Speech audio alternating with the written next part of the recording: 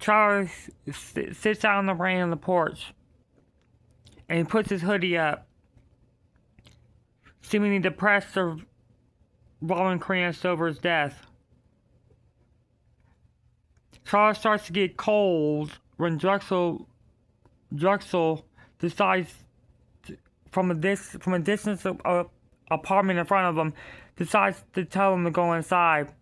Charlie hesitates and doesn't listen to him. Dennis walks outside and puts a blanket over him, deciding to carry him inside.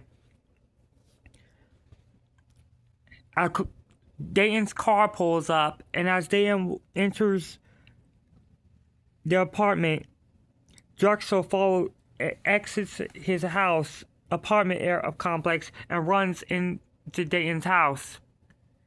Carla, Drexel, Jeremy, and Teddy all have a conversation in the kitchen, discussing later on events and who could be next on the list.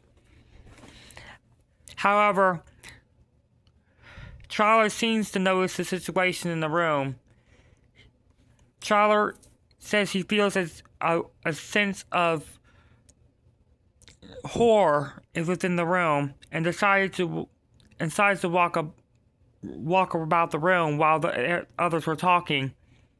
However, when he gets too close to the microwave, which was turned on in advance, the microwave sparks and nearly sparks him in place. He falls backwards and hits his head on the counter. The survivors of the nuclear disaster come to his defense and decide and check and see if he was okay.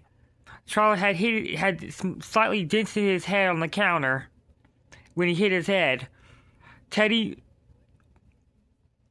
notices the microwave and helps Dennis with Charlie off the ground. And as Carla notices, they all run outside the house, in which the microwave causes a sudden spark of explosion. The spark exploded into the furnace area. The furnace area ignited into the fuse box, and the whole entire house exploded, giving another sign of the future events of the final survivors. However, this time they don't die involved in the situation. They all get out of the house alive, just to be nearly run over by yet another semi truck, which fled right past them.